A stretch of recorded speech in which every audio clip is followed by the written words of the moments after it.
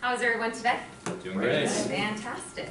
So in our ever-changing world that we're going through, it's so fast-paced, everything's always moving and changing and everything. We have so many different styles that we can communicate different ways. We have email, we have phones, we have Skype. In fulfillment, we have Teams. We have a myriad of ways that we can communicate with each other. So today, I want to talk to you a little bit on the pros and cons of using both and when it might be appropriate to use one as opposed to the other method. There isn't a right or wrong to this, okay? So what I'd like to ask everybody to do, excuse me for 1 minute. My name is Paska. I am a fulfillment team leader in Albany, New York. I have been with CT for 22 years. And prior to my life here, I came from the retail jewelry business. Before that, I worked in restaurant business. So needless to say, I've had a lot of opportunities in my lifetime to work on communication. And I've always been fascinated at what makes people work. So today, like I said, I want to discuss the features and benefits basically of using one over the other. So I would like to get a little participation here, have everybody close their eyes just for a minute. As your eyes are closed, I want you to think about a time that you had to deliver some news to a customer. Perhaps it was fantastic news that their project was complete, it was done. Perhaps it is when you had to deliver bad news. So just picture in your minds for a moment what that felt like. Okay, go ahead, open your eyes. So let's keep in mind what that little situation was that you kept in your mind.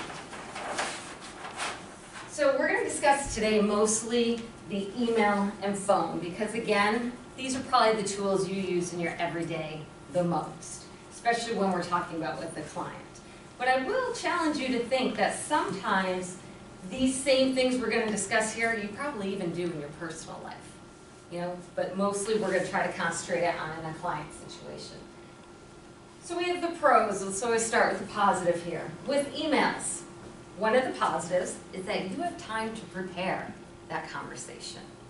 Okay? You can control the tempo, how fast that conversation goes. So would someone be willing to tell me in your mind what you had pictured for that scenario when you closed your eyes? Who wants to volunteer for me? Matt, thank you. I had a client where I personally had screwed something up. Did not order something that was supposed to be on time and they needed it for a closing. So I actually thought of both bad news and a good news. I had to call them and tell them, or I had to tell them that we screwed up the initial instance and then we were able to fix it before their closing. And so we were able to give them the good news that we got everything accomplished after it was done. Excellent. And why did you choose to do it via phone call? So phone for the bad, I always use the phone for bad news because I think people are a little bit more personable on the phone. They find it, I find that they won't yell at you as much or they won't get as upset because it doesn't simmer. You just deal with them straight up. You tell them this is what we're doing and this is the solution that we have. But I also like to use the phone for extremely good news, especially when we deliver or we make up for something that we screwed up to begin with, because then you're also able to get that personal side of the conversation as well. Excellent, and I would agree with that. Thank you for your participation and answering that. Sure. That goes into, would you say, put that in the relationship building category? I would say so, yeah. Okay, as would I. So that's one of the advantages with the phone is that your personality shines. You can come through. You get the buy-in with the relationship building. For that time that you do make a mistake, someone is going to be like a little more, all right, I got it. I could tell he was sincere. So your personality comes through in that. Also, it's a little easier to explain something that's complex. Perfect scenario to explain this is in the world I come from here in fulfillment with my role. Often it'll just be a, fill in the blank, I get it, I review it, I send it off to a jurisdiction of filing. However, when we have something a little more complex and we need to put it on hold, and you can attest to this, I'm sure, Katie, when we have to put something on hold, if I just put it in a brief paragraph, someone may not understand that as much. But I can come over, pick up the phone, and I can say, hey, Daniel, you know, you sent me this filing and you chose something that isn't quite really meshing, you know, you've got some conflicting information in there. So an example of this would be a certificate of change in New York. I believe our jurisdiction is a little bit different than others, where a registered agent is an optional article in New York. You do not have to have a registered agent. You do have to have a service process. So our wonderful folks that are out in, or down in New York, and they work in our precedent team and they have our forms together, they've pre-populated to make that easy for you. And really you just need to check the box. Well, sometimes people see a box and they think they should just check it, so they check all of them.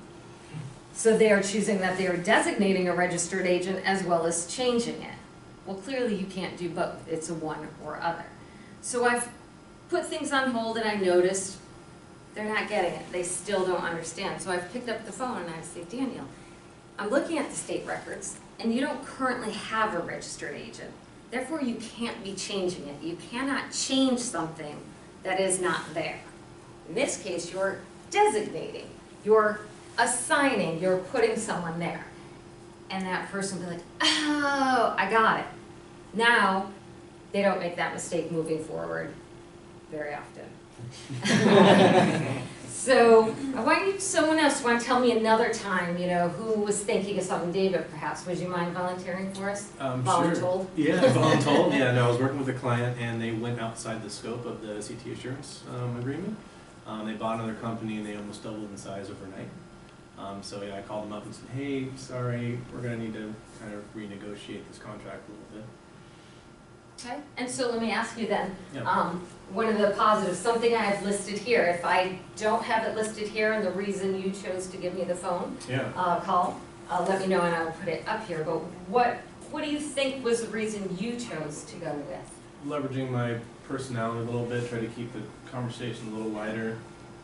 Just hearing their instant feedback, like, oh my gosh, you guys are not very good, you're trying to get me for more money. Just trying to get that instant feedback. Okay. Yeah. Anyone, when they closed their eyes, did they think the opposite? They didn't make the phone call, they chose to do it in an email instead? Okay, great, Jennifer. The reason that I would do an email is I was given a quote in a situation where they had a very large quote, and I was able to give all the information, and then on top of it, I would be able to refer to it.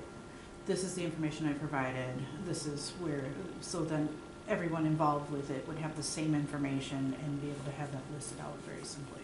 Excellent, I'm glad you used two things there. One is, that was a great transition for me to go to the next, we'll call it slide flip here. But one of the things that Jennifer just said is you can get multiple people. It assigns multiple people. So you have time to prepare. You can control how that conversation goes when it's in an email. You can get it to multiple people. Maybe it wasn't, you know, quick. They didn't need to have a quick response. You know, you can reply at your own leisure. There's some cons, though, with this. And what comes to the forefront the most for me out of a con of using an email over the phone, it's easy to ignore. You can send to someone an email, perhaps you need it quickly, you know, unless you say, I need this by. The other thing that can happen, you can send it out there and it goes into some crazy, like, out in the orbit somewhere, you don't know somebody has even sent you an email. How many people have had, like, unanswered emails and you're trying to decide, do I send another one? It's too easy to just ignore it. Your tone can be lost. A perfect example of this, a few years ago, I had an employee come to me and she was so upset because somebody had written back to her. She was doing a document order. She was reporting that she couldn't find a record of the entity. The person wrote back, what are you trying to pull here? And she was like, I don't understand, I'm new, why are people like this? And she was really upset. So we got on a phone call together. We picked up the phone so that we could clarify and see what was happening and get all the facts. And when we spoke to the service team member, she said, oh no, not at all. I didn't know what order she was talking about. She forgot an order number, so I was asking, what are you trying to pull here? Not, what are you trying to pull here?